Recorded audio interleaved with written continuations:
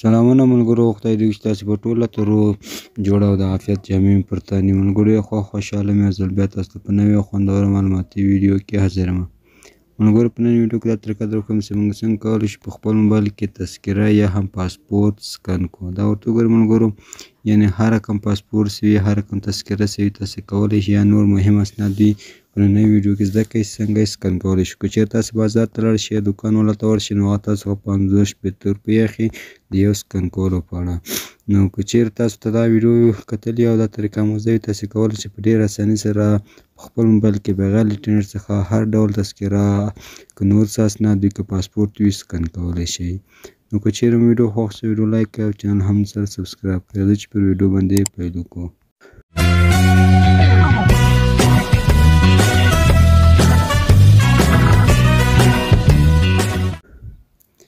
ښه نو ملګرو، دې لپاره چې تاسې پاسپورت یا تذکره سکن کړئ، دې ته یو وړوکی اپلیکیشن ته ضرورت ده. هغه اپلیکیشن لینک زه د ویډیو په ډسکرپشن کې در کومه. تاسې کولی شئ داسې ایم سکنر په نوم اپلیکیشن ده، دا له پلی سټور څخه را ډاونلوډ کړئ. نو تاسې لوګو دلته هم کتلی شئ او کولی شئ زما ډسکرپشن څخه یې را ډاونلوډ کړئ. هماغه ځای نه ډایرکټ هم پلی سټور ته ځئ، هم پلی سټور څخه یې را ډاونلوډ کولی شئ. نو کله مو اپلیکیشن را ډاونلوډ کړو ملګرو، دا به را خلاص کړئ. بښنه غواړم ما سره خو پاسپورت نشته، خو دا تذکره ده، زه غواړم تاسو مخکې دا تذکره سکن کړمه. نو کله مو اپلیکیشن را خلاص کړئ، نو دغه د کیمرې اپشن باندې به کلیک وکړئ. کیمره مو چې ووهله نو دې کیمره داسې خلاصیږي. هغې څخه وروسته ملګرو دې څخه یو داسې عکس واخلئ.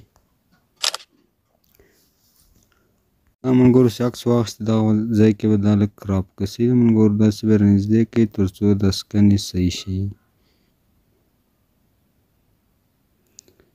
زه به دا هم رانږدې کړم تر څو دا ټول کې راشي.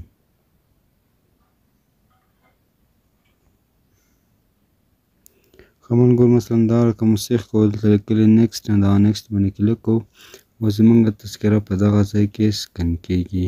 نو دا د ملګرو زموږ تذکره څنګه سوه سکن سوه. تاسې وګورئ څومره واضح راغی. اوس تاسو ته هغه عکس هم در ښکاره کومه او دا عکس هم در ښکاره کومه.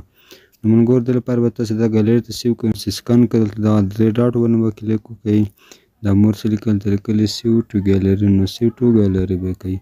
دا زموږ ګالري ته سیو سو. اوس ملګرو تاسې وګورئ دا عکس ملګرو ساده دغسې ما واخیست. ورته وګورئ ملګرو شاوخوا ته ورته وګورئ هر شی ښکاره کېږي او کوم چې ما سکن کړی دی ملګرو په هغه هم در ښکاره کړمه. دا وګورئ ملګرو دا زموږ سکن کړی ده او دا مو نه ده سکن کړی. ورته وګورئ څومره پکې فرق ده. دا عکس نه ده سکن شوی ورته وګورئ ملګرو، او دا عکس سکن شوی ده. هر شی څومره واضح ښکاره کېږي.